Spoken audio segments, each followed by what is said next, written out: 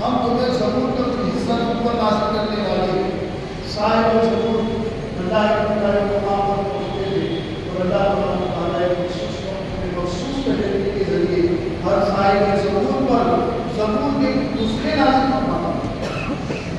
صاحب توریت پر رجوع ہوا کہ فلانے مقام پر آؤ، ہم تمہیں توریت کے کچھ حصے نسخے عطا کرنا چاہتے ہیں۔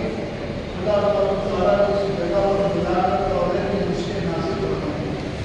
ان باتوں سے معلوم ہوا کہ چاہے صحیفہ ہو چاہے آسمانی کتاب ہو، جس کو صاحب صحیفہ کو بھی جب بلانا دینا چاہا تو ایک مخصوص جگہ پر مقرر کیا۔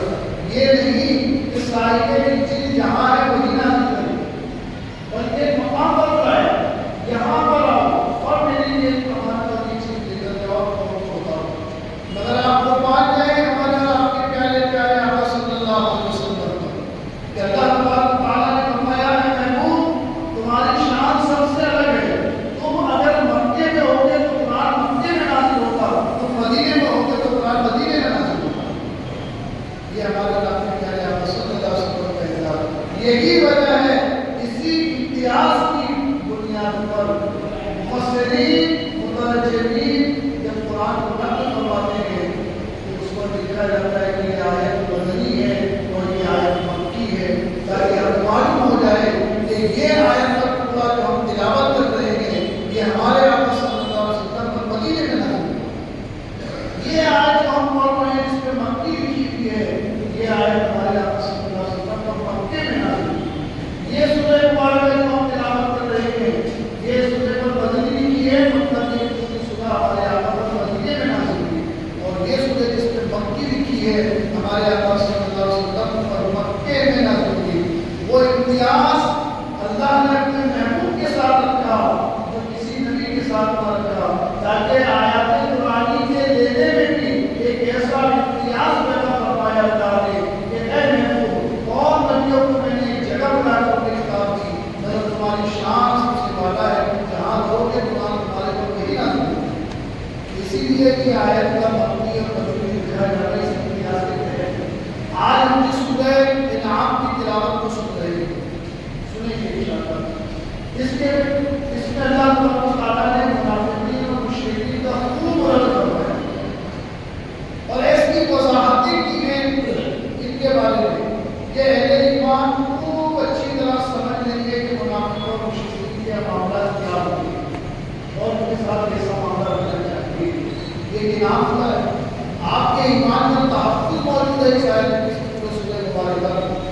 آپ کو دنیا میں صاحب ایمان رہ کر کیسے تعلق روانے کیسے رکھتے ہیں یہ نام ہے، اس لیے اللہ تعالیٰ نے اسے سورہ انعام کے قرآن میں سنانا فرمایا۔ جب اس کی آیت نازل ہوئی تو اللہ کے رسول صلی اللہ علیہ وسلم مخصوص طریقے سے فوراً اسے نقل فرمایا اور کیا ہے کہ نقل فرماتے تھے اور اس کے وقت ہوتا اگر یہ نازل ہوتی تھی اور فوراً اسے نقل فرما لیا کرتے تھے، نقل فرمانے کے صاحب کو بلا لیا کرتے تھے، آئے بتایا جاتا ہے فوراً اسے نقل ہوتی ہے۔ اس سورہ انعام کی بڑی فضیلت بھی ہے، اس کو سننے سے پہلے فضیلت سنیے تاکہ آپ کی دلچسپی اس کو سننے میں بڑھ جائے اور آپ اسے اپنی زندگی کے معمول بنائیے کہ اس آیت کریمہ جس کا ذکر آج کری ہے سورہ انعام کا، اس کی فضیلت حدیث میں واضح ہے، خود اللہ کے رسول صلی اللہ علیہ وسلم فرماتے ہیں۔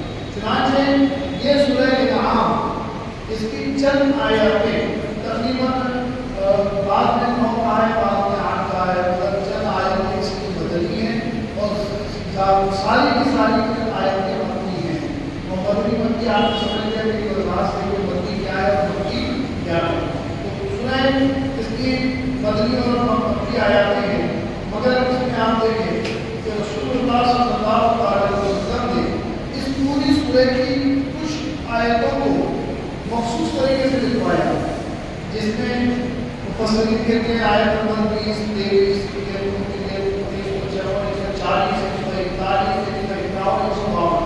یہ چند آیتوں کا ذکر مفسرین نے کہا ہے کہ اسے نبی کریم صلی اللہ علیہ وسلم نے اسے اپنے مقام پر لکھوا دیا، یعنی اس آیت کا جو حکم تھا، جو حکم اللہ نے بھیجا اور اللہ کی منشا میں جو حکم جسے ہم آیت مخففات کہتے ہیں، جنہیں ہم آیت محکمات کہتے ہیں، کہ بالکل اس میں وہی اللہ کا حکم اللہ کے رسول صلی اللہ علیہ وسلم نے وہی مقام پر لکھوایا۔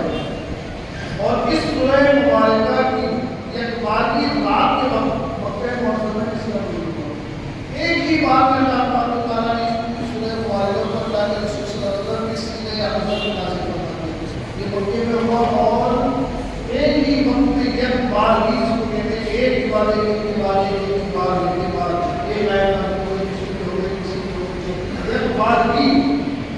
انداز رسول ہے اللہ کے نازل فرمانے کے ایک انداز تھا کہ قرآن کے ایک انداز پر نازل ہوتا تھا. آیتیں سرکار کو عالم پر نازل ہوتی تھی تو اس کی کیفیت بدل جائے. آپ خود فرماتے ہیں کہ گویا مجھے ایسا لگتا تھا کہ زمین اور آسمان کا بوجھ میرے سینے پر آ گیا جب آیت قرآن نازل ہوئی. قرآن خود فرماتا ہے لو انزلنا هذا القرآن على جبل لرأيته خاشعا متصدعا من خشية الله. اگر اللہ تبارک و تعالیٰ چاہتا کہ اس قرآن کو پہاڑ پر نازل کرے تو پہاڑ اس کی تاب نہ لاتا لرزہ جلدہ ہو جاتا. وہ آیت قرآن جس کے نزول سے خود اللہ کہہ رہا ہے لو انزلنا هذا القرآن، سورہ حشر کی آیت على جبل لرأيته خاشعا متصدعا من خشية الله. اس پر اگر ہم آیت قرآن کو نازل کرتے تو یہ قرآن کی تاب نہ لاتا، اللہ کے خوف سے لرزہ ہو جاتا. وہ آیت قرآن جگر مصطفیٰ پر نازل ہوئی. آپ اندازہ کریں ہمارے آقا صلی اللہ علیہ وسلم کا مقام کیا ہے. تو حضور پاک صلی اللہ علیہ وسلم پر رات میں مکہ میں اور رات کے حصے میں یک بار فوراً اللہ کے رسول صلی اللہ علیہ وسلم پر یہ آیت کریمہ کو رسول مبارک کو نازل فرمایا گیا. پھر اس کے بعد اس کے شان نزول کی شان کی ہر قرآن کی آیت یقیناً مؤثر ہے، مقدس ہے، مگر تعظیم و تقدیم مطالب میں فائدہ یہ ہوتا ہے کہ سننے والوں کا ذوق بڑھ جاتا ہے. آپ کا ذوق بڑھے گا کہ اس آیت میں اللہ نے کیا کیا فرمایا ہے، اور امید ہے کہ آپ اسے سننے کے لیے بھی پابندی وقتی کے ساتھ حاصل ہو جائے کریں گے تاکہ آپ اس کی آیت کو کوئی آیت آپ سے چھوٹنے نہ پائے. اللہ کے رسول صلی اللہ علیہ وسلم فرماتے ہیں کہ رات کو مکے میں یہ سورہ مبارکہ نازل ہوئی اور فرمایا کہ اس کے نزول کے وقت جب یہ آیت میرے سینے پر نازل ہو رہی تھی سرکار فرماتے ہیں 70,000 فرشتے اللہ کی تسبیح و تمجید کر رہے تھے میرے ارد گرد. یعنی اس آیت کریمہ کے نزول کے وقت، اس سورہ مبارکہ کے نزول کے وقت 70,000 فرشتے اور نزول فرماتے ہیں کہ اسی رات سے میرے لکھنے کو فرما دیا. پھر فرمایا کہ اس سورہ کو سورہ انعام اس لیے کہتے ہیں کہ اس سورہ میں اللہ تعالیٰ نے مشرکین کا رد کیا جنہوں نے مویشیوں کو یعنی جن مویشیوں کو اللہ نے حرام کیا تھا ان مویشیوں کو مشرکین نے حلال کر دیا، اور جن جانوروں کو حلال کیا تھا انہوں نے حرام کر دیا تھا. ایسی رد و بدل کی ہے اسلام نے کہ بندوں نے بس کی بات نہیں تھی کہ اس رد و بدل کو سمجھ سکیں. جو حرام چیز اللہ نے کر دی کتاب میں اسے انہوں نے حلال کر دیا، اور جن چیزوں کو اللہ نے حلال کیا تھا انہیں انہوں نے حرام کر کے رکھا تھا. اب عوام کو کیا مانا؟ اگر اللہ تعالیٰ نے اس سورہ مبارکہ میں تمام کا رد فرما کر پچھلی سابقہ کتابوں کے حرام اور حلال کا علم کے ہمیں عطا کر دیا. ہماری شریعت میں جو حلال ہے وہ تو ہمیں معلوم ہو گیا اس کتاب کے ذریعے. ہماری شریعت میں شریعت مصطفیٰ میں ہماری شریعت میں جو حلال تھا وہ تو ہمیں معلوم پڑ گیا حضور کی حدیث اور اس قرآن سے. اگر اللہ نے ان کتابوں کے حرام اور حلال بھی بتا دیے جن پر رد و بدل کیا تھا مشرکین، اور اس میں بھی رد و بدل کرنے کی کوشش کرتے تھے. اللہ تعالیٰ نے اپنی پردہ فاشی کیا. اور اس میں مبارک کی فضیلت میں آتا ہے فضیلت سماعت کی اللہ کے رسول صلی اللہ علیہ وسلم اس کے تعلق سے کیا فرماتے ہیں. جو شخص اس سورہ مبارکہ کو یعنی سورہ انعام کی اول سے 3 آیت جب آپ سورہ کھولیں گے تو پہلی ہی 3 آیت نمبر 1 آیت نمبر 2 آیت نمبر 3 کہاں سے شروع ہوگی؟ الحمدللہ الذی سے.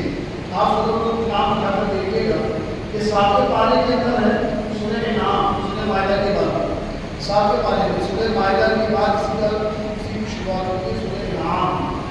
سورہ انعام کی پہلی آیت یہیں سے شروع ہوتی ہے الحمدللہ الذی سے. اور آپ صلی اللہ علیہ وسلم فرماتے ہیں کہ سورہ انعام کی جو شروع کی 3 آیت کو پڑھے کہاں تک کے پڑھے؟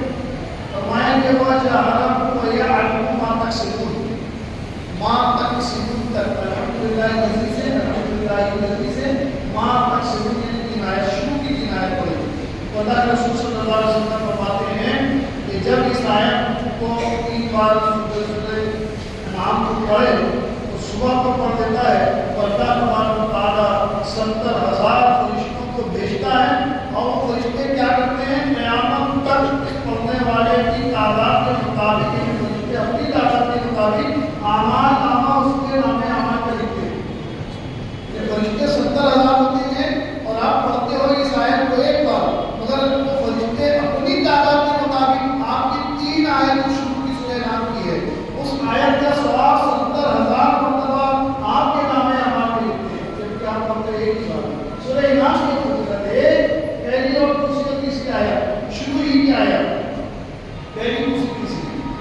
فرماتے ہیں کہ اس کے ہاتھ میں ایک فرشتہ ہوتا ہے جو ساتویں آسمان سے نازل ہوتا ہے، اس کے ہاتھ میں ایک چابک ہوتا ہے۔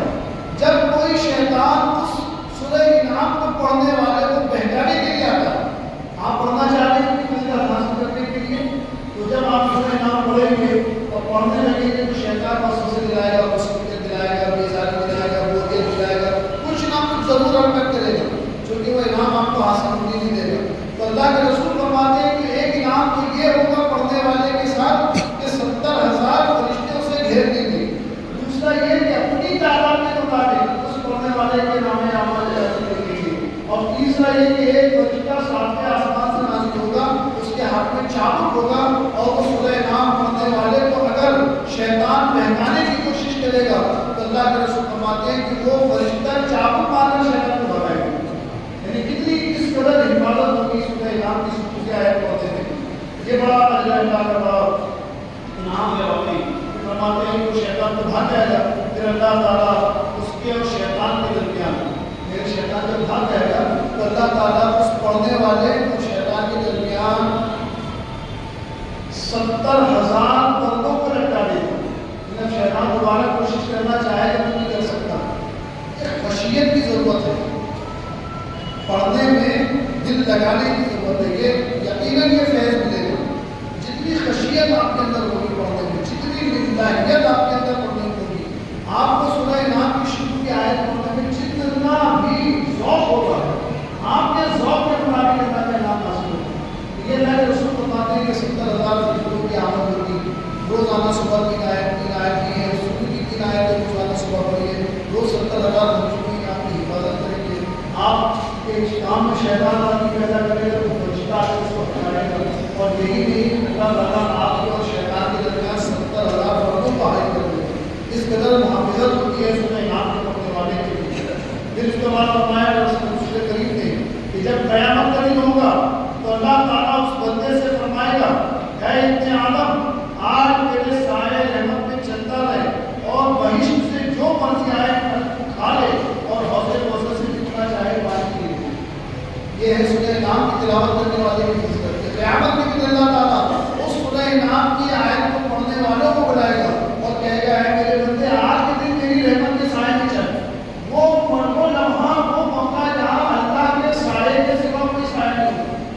اللہ کے رسول فرماتے ہیں کہ قیامت کا دن بڑا ہولناک دن ہوگا، حشر کا دن بڑا ہولناک دن ہوگا۔ اور رسول کریم فرماتے ہیں کہ حشر کے دن اللہ کے سائے کے سوا کوئی سائے نہیں ہوگا۔ دھوپ ہی دھوپ ہوگی، ہر طرف آتش ہی آتش برس رہی ہوگی، ہر انسان اپنا سایہ ڈھونڈے گا، مگر سایہ سوائے اللہ کی رحمت کے کوئی سایہ نہیں ہوگا۔ اور سورہ انعام پڑھنے والے کو اللہ یہ انعام عطا کر رہا ہے کہ جو سورہ انعام کی شروع کی 3 آیتیں روزانہ پڑھتے، اللہ تبارک و تعالیٰ قیامت میں اپنے سائے کے چلنے کا حکم دے گا، میرے سائے رحمت میں چل۔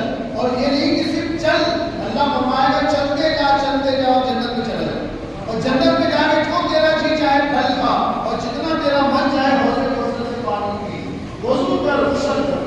یہ شان ہے سورہ انعام کی تلاوت کرنے والوں کی۔ اللہ تعالیٰ غور کرتے چلے جائیں کہ اللہ تبارک و تعالیٰ فرماتا ہے کہ میرا بندہ اور میں تیرا رب، یعنی وہ کہتا ہے کہ اے بندے جنت میں چلا جا، پھل کھا لے، حوض کوثر میں پانی پی لے، وضو کر لے، غسل کر لے، اس لیے کہ تو میرا بندہ ہے، میں تیرا رب۔ بڑی بات ہے، بڑی بات کہ اللہ قیامت کے دن فرماتا ہے کہ میں تیرا رب ہوں، تو میرا بندہ ہے، اور فرماتا ہے کہ آج کے دن تیرے لیے کوئی حساب عذاب نہیں۔ اس قدر انعام ہے سورہ مبارکہ میں۔ پورے قرآن کی عظمت کو بھی سمجھتے چلے جائیں، پورے قرآن کی عظمت کو بھی تصور میں لائیں کہ یہ قرآن کی ایک سورہ مبارکہ کی 3 آیت کی فضیلت ہے۔ پورے قرآن کے اندر ایک سورہ ہے سورہ انعام، اور اس سورہ کی صرف 3 آیت کا یہ فضیلت ہے۔ جو لوگ قرآن پڑھتے رہتے ہیں ان کی شان، ان کی عظمت، ان کے مقام کا جان رہا ہوگا۔ تو معلوم ہوا کہ قرآن سب سے بڑا رفیق ہے ہمارا، قرآن سب سے بڑا ہمارے لیے ہادی ہے، قرآن سب سے بڑا محسن ہے جو ہمیں دنیا میں بھی، خبر میں بھی اور آخرت میں بھی سکون کرتا ہے۔ قرآن سے دوری نقصان کے سوا کچھ نہیں، اور قرآن کا قرب فائدے کے علاوہ کچھ نہیں۔ سب فائدہ، دنیا کا فائدہ، خبر کا فائدہ، آخرت کا فائدہ، یہ سورہ انعام کی 3 آیتوں کی آپ اندر سماعت فرما رہے ہیں۔ پھر اس کے بعد اس مقام پر یہ اچھی طرح آپ سے تشریح لیں۔ اب یہاں پر تاکید و تنبیہ کی جا رہی ہے مفسرین کی جانب سے۔ آپ نے سنا کہ سورہ انعام کی فضیلت کتنی اچھی ہے۔ آپ 3 आयत पढ़ेंगे रोजाना सुबह तो 70,000 फरिश्ते आपको दे देंगे, और पढ़ेंगे आप एक ही मरतबा मगर अल्लाह ताला के फरिश्ते कितने हैं? 70,000। देखा कितना जाएगा? 70,000। यानी फरिश्ते अपनी तादाद के मुताबिक लिखेंगे, आपके पढ़ने के मुताबिक नहीं लिखेंगे, आपको एक बार पढ़ेंगे। मतलब फरिश्ते अल्लाह का इनाम है, ये सबसे बड़े बादशाह का इनाम है। बादशाह जब इनाम देता है तो उसकी शान के मुताबिक देता है। तो अल्लाह तो तमाम बादशाहों का बादशाह है। आपने एक बार पढ़ा है तो एक का सवाब 10 नहीं दे रहा है आपको, बल्कि आपको 70,000 फरिश्तों की तादाद के मुताबिक। और आयत सिर्फ 3 है, शुरू की 3 आयत अल्हम्दुलिल्लाह तक शुरू की 3 आयत आपको पढ़नी होगा सुबह, और इसी फजीलत आपको हासिल करनी है कि फरिश्ता आसमान से उतरेगा। जब शैतान आपको बैठाएगा किसी काम में तो फरिश्ता शैतान को मार कर भगाएगा और आपकी हिफाजत करेगा। 70,000 पर्दे आपके और शैतान के दरमियान डाल दिए जाएंगे। 70,000 फरिश्ते और 70,000 पर्दे अल्लाह ताला की शान होगी, ये इनाम होगा आपके साथ। क्यों? क्योंकि आप सूरह नाम पढ़ते हैं खुदा की आयत, तो यही नहीं फरमाएगा कि क़यामत का दिन हौलनाक दिन जहाँ कोई साया नहीं होगा। अल्लाह फरमाएगा कि सूरह नाम को पढ़ने वाले बंदे मेरी रहमत के साए में चल, और चलता चला गया जन्नत की जानी तो जन्नत में दाखिल हो गया, और जन्नत में दाखिल होने के बाद जन्नत के फल खा, जन्नत के हौज़े कौसर से पानी पी, वज़ू कर, गुस्ल कर, इसलिए कि तू मेरा बंदा मैं तेरा रब। बहुत बड़ा इनाम है बंदे के लिए खुदा का ये कहना है कि तू मेरा बंदा। आप ये कह सकते हैं कि अल्लाह मेरा रब है, मगर ये बहुत बड़ा इनाम होता है बंदे के लिए कि अल्लाह को बंदे से कहे कि तू मेरा बंदा। बहुत बड़ा इनाम होता है, अल्लाह ताला ये इनाम अता फरमाएगा। सूरह इनाम पढ़ने से न हिसाब है न अज़ाब है। उस दिन अल्लाह फरमाएगा मेरे बंदे तेरे लिए आज में कोई हिसाब नहीं और तेरे लिए कोई अज़ाब नहीं। ये है सूरह इनाम की फजीलत। इतनी फजीलत सुनने के बाद ये आप तसव्वुर कर सकते हैं कि पूरे कुरान के पढ़ने का क्या अर्थ होगा। तो बहुत सारी सुनते बाद बहुत सारी आयत आती सूरह इनाम। तो अल्लाह करीम हम सबको इसकी फजीलतें, इसकी बरकतें अता फरमाए। अब यहाँ पर इतनी फजीलत बयान करने के बाद मुफस्सिरीन जो हमें ताकीद करते हैं वो भी गौर करने की बात है, वो तो हमारी असल है। क्यों? याद रखिए कभी भी इनाम इतनी आसानी से नहीं मिलता। क्या इनाम आसानी से मिलता?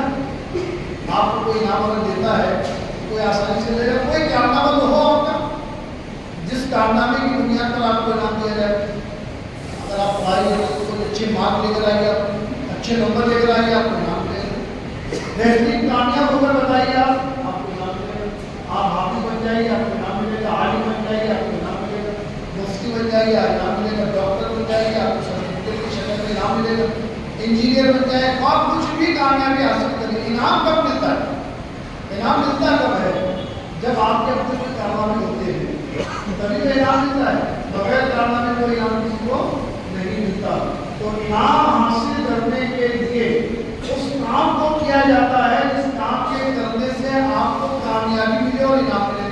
तो मुफस्सिरीन फरमाते हैं कि हदीस पाक में जो कि आपने फजीलत सुनी है 70,000 फरिश्तों की आमद, फरिश्ते शैतान को भगाएगा, ये उनकी फजीलत। आपको अर्श के साए में अल्लाह की रहमत की जगह मिलेगी, ये फजीलत। तो ये कब मिलेगी? तिलावत तो करने से मिलेगी, मगर कैसे? हदीस में आया है कि रिवायत में आया कि जो हदीस में बयान की गई है सवाब, इसकी उम्मीद जो है जो बताई गई है ये अल्लाह की रहमत से यकीनी तौर से उम्मीद है। मगर आप ये यकीन करके बैठ जाएं कि अब तो शाम चलिए नमाज की कोई ज़रूरत नहीं, 3 आयत सूरह नाम की पढ़ लीजिए, नमाज पढ़ने की कोई ज़रूरत नहीं, फजीलत हासिल हो जाएगी, क्योंकि 70,000 फरिश्ते पढ़ने से आएंगे। बात कहें साथ सच्चाई में चलने की कोई ज़रूरत नहीं, सूरह नाम की 3 आयत पढ़ लो, सारा काम बन जाएगा, जन्नत भी मिल जाएगी, सेब भी मिल जाएगी, अमरूद भी मिल जाएगी जन्नत की।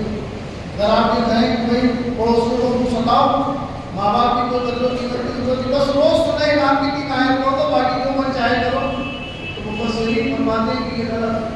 इसकी फजीलत उसी वक्त हासिल होगी जब आप इस्लाम की तालीमात पर अमल करते हुए पढ़ेंगे, जब आप अल्लाह की इताअत के साथ उसको पढ़ेंगे। जो अल्लाह के फर्ज करदा अहकाम आप पर किए गए हैं, नमाज, रोज़ा, ज़कात, हज, हुकूकुल्लाह, हुकूकुल इबाद, इनकी तकमील के बाद जब आप इस आयत की करीमा को पढ़ेंगे तो इंशाअल्लाह ताला आपको तमाम इनाम हासिल होंगे जो अभी आपने सुना तिलावत, जो आपने अभी सुना हदीस की रोशनी। अगर आपने नमाज नहीं पढ़ी और आपने सूरह नाम की 3 आयत पढ़ दी तो कुरान पढ़ने की बरकत मिलेगी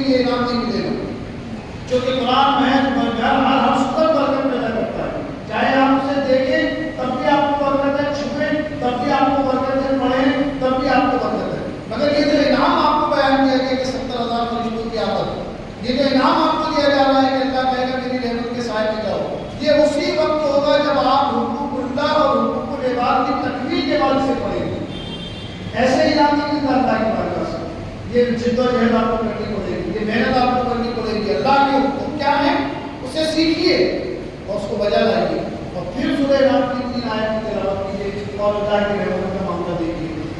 حقوق العباد کیا ہے اسے سیکھیے، اس پہ عمل کیجیے، اور پھر اس کے بعد سورہ نام کی یہ 3 آیت کو پڑھیے اور پھر اللہ کی رحمت کے خزانے سے خزانے لوٹیے. اگر بندہ یہ سمجھے کہ اتنی فضیلت حدیث میں آئی ہے تو آؤ اور جو من چاہے کرو، سورہ نام کی 3 آیت کو پڑھو کافی ہو جائے گا. تو مفسرین فرماتے ہیں کہ خواب ہے، فضول ہے.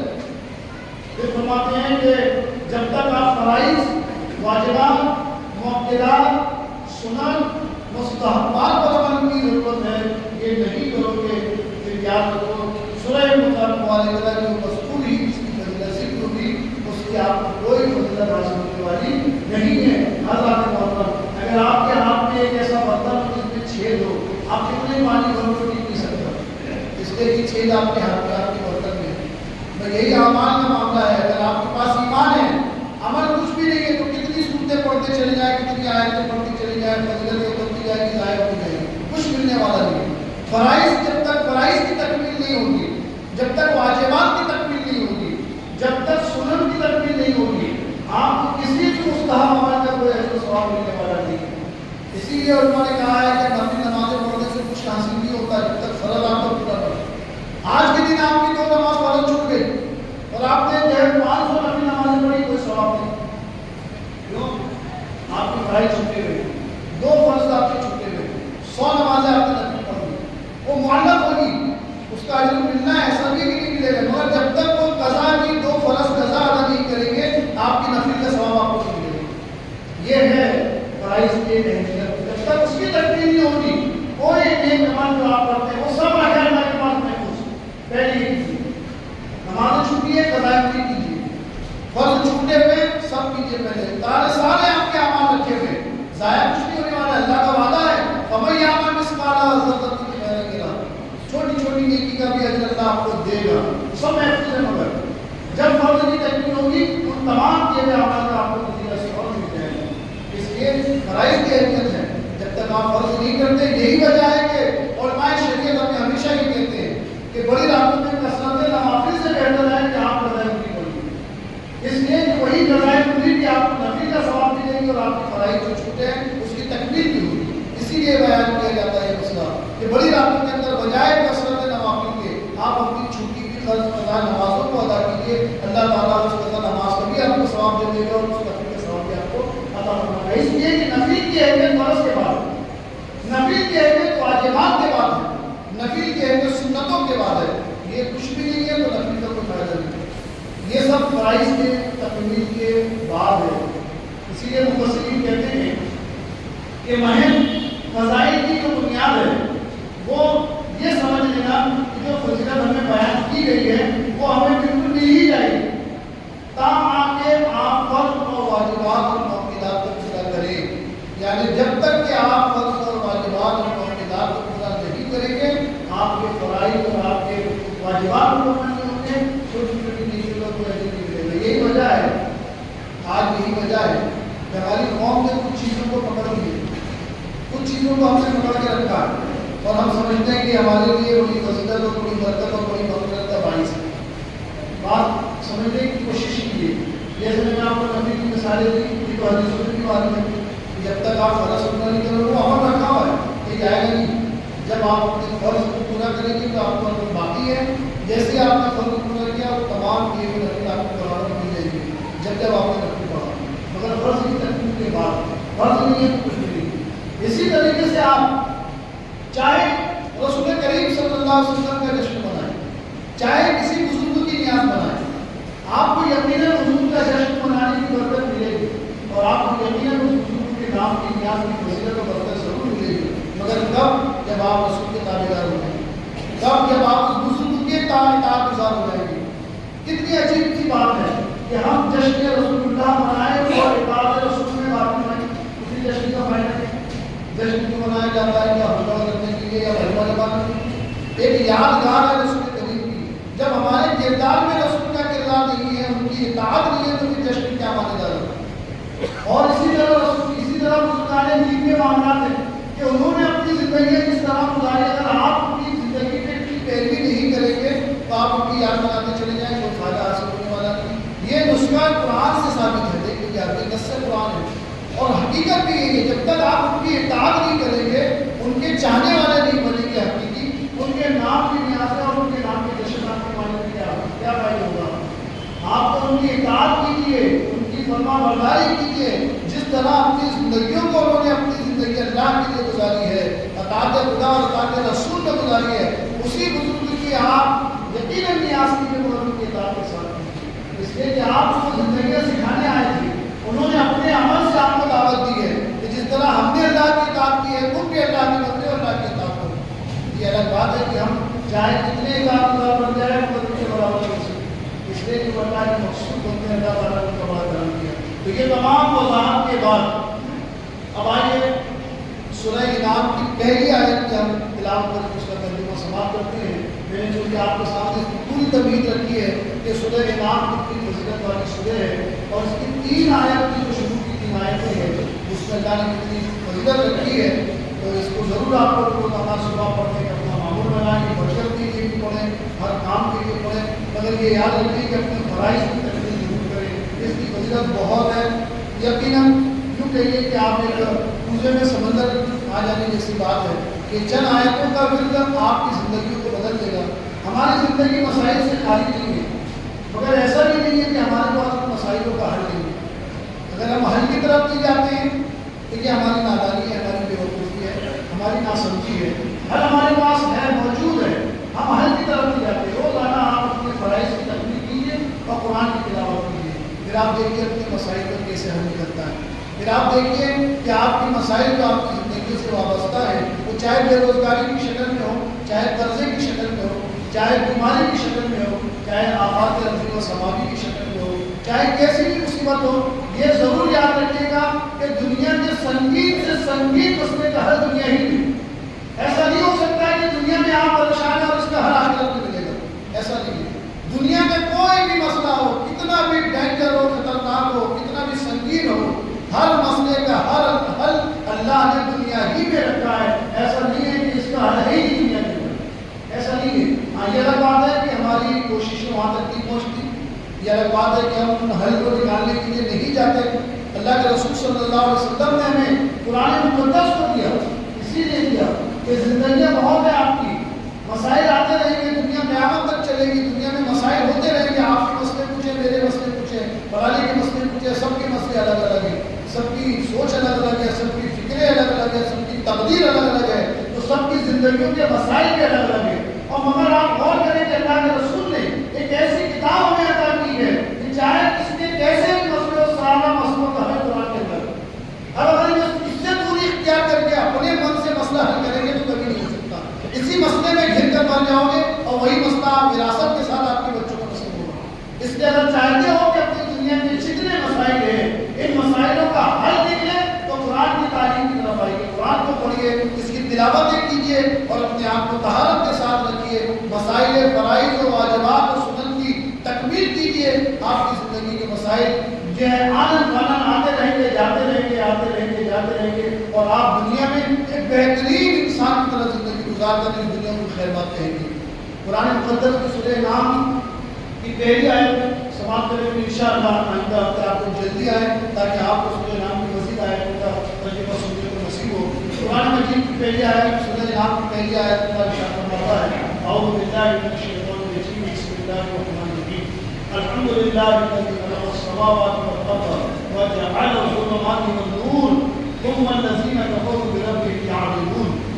اللہ فرماتا ہے تمام خوبیاں اللہ ہی کے لیے, خوبی تعریف جتنی بھی ہو وہ سب حقیقت میں اللہ کی ہے. کوئی بھی خوبی ہمارے رمضان آپ کے اندر جو خوبیاں ہیں, کسی کے علم کی خوبی ہے, کسی کی جتنوں کی خوبی ہے, کسی کے حسن کی خوبی ہے, کسی کے پاس شہرت ہے, کسی کے پاس خوبی ہے, جس طرح کی بھی آپ کی تعریف ہوتی ہے, در حقیقت تعریف اللہ کی ہے.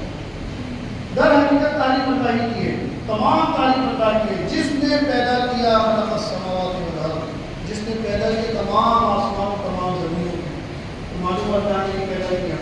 وجعل الظلمات والنور, یقیناً اللہ ہی نے ظلمات کو بھی یعنی اندھیروں کو بھی پیدا کیا, نور کو بھی پیدا کیا.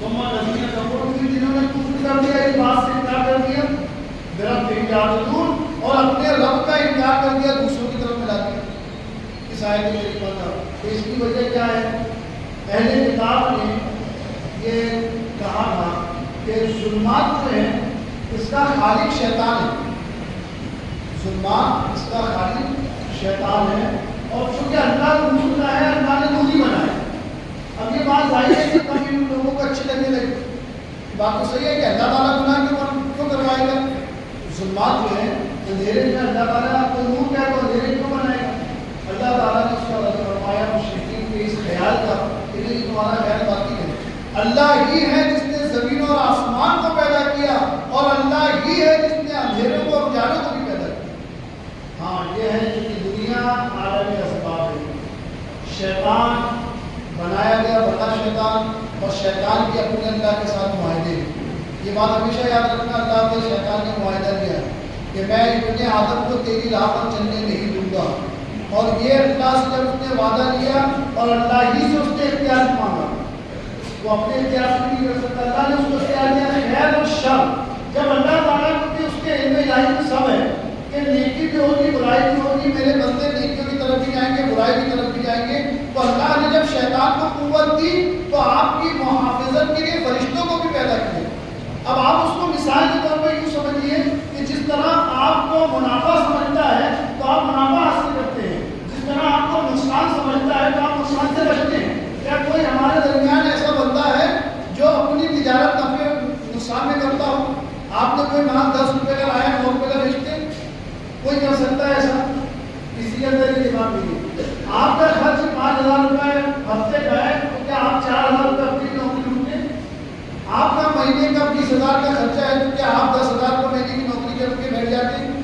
کیا آپ اپنے اس ٹارگیٹ تک نہیں پہنچتے جو آپ کا خرچہ ہے جب جس عقل سے آپ نفع کو سمجھتے ہو جس عقل سے آپ اپنے اخراج کی ٹارگیٹ تک پورا کرنے کے لیے جدوجہد کرتے ہو اسی عقل سے آپ کو یہ بھی سمجھتا ہے کہ یہ جھوٹ ہے اور یہ سچ ہے اسی عقل سے آپ کو یہ بھی سمجھتا ہے کہ اللہ کی نافرمانی ہے یہ اللہ کی فرمانبرداری ہے اسی عقل سے آپ کو یہ بھی سمجھتا ہے کہ یہ مسجد ہے اور یہ عام گھر ہے اسی عقل میں آپ کو یہ بھی سمجھتا ہے کہ یہ سود ہے اور یہ حلال ہے اسی عقل سے آپ کو سمجھتا ہے کہ ماں کی باپ کی عزت ضروری ہے ان کی بے حرمتی گناہ ہے تو کون ایسا بندہ ہے کہ جو اپنی عقل سے نفع جب آپ کو نفع اور نقصان میں تمیز نہ رہے تب آپ کہنا کہ مجھے بھی ثواب اور گناہ میں کوئی تمیز نہیں رہے جس عقل سے آپ کو نفع نقصان کی تمیز ہے اسی عقل سے آپ کو گناہ کی بھی تمیز ہے نیکیوں کی بھی تمیز ہے اور اللہ تبارک و تعالیٰ نے عالمی اسباب میں بھیج کر آپ کو عقل دی ہے اور اسی عقل سے اسی عقل کے ذریعے پیروی کے لیے آپ کو نبی دیا رسول دیا اور یہ صالحین و کاملین دیا قرآن دیا احادیث دی یہ ساری چیزیں ہیں جو آپ کے رہنمائی کرتی ہیں شیطان نے ظلمت کو پیدا نہیں ہر چیز کو اللہ ہی نے پیدا کیا اور اللہ نے بتا دیا کہ یہ نور ہے اور یہ ظلمت ہے جب آپ کو انتخاب کیا جائے کہ اجالا ہے یا اندھیرا کہاں جاؤ گے تو آپ سب اجالے کی طرف جاؤ گے کیوں اندھیرے کی طرف نہیں جاتے آپ دیکھ کر کہ آپ کو اندھیرے میں جا کے بیٹھا کیا نہ کسی کو دیکھیں گے نہ لکھ سکتے نہ پڑھ سکتے نہ کچھ کر سکتے اندھیرا تو اندھیرا تو آپ کو پتہ چل گیا کہ بھائی نور یعنی جہاں پر اجالا وہی جانا چاہیے بلا تفصیل اللہ تعالیٰ نے آپ کو نبیوں کے ذریعے قرآن و احادیث کے ذریعے ساری نیکیوں کی علامت بیان کر کے سارے گناہوں کا تعلق کرا دیا اب آپ اگر گناہ کی طرف جائیں تو یہ پھر آپ نے شیطان کی پیروی کی مگر اللہ تعالیٰ ہی نے ظلمت اور لطف کو پیدا کیا اس خیال کا اللہ نے رد فرمایا مشرکین نے یہ خیال کو عام کیا تھا اللہ تعالیٰ کی بارگاہ میں دعا ہے کہ اللہ تعالیٰ ہمیں ظلمات سے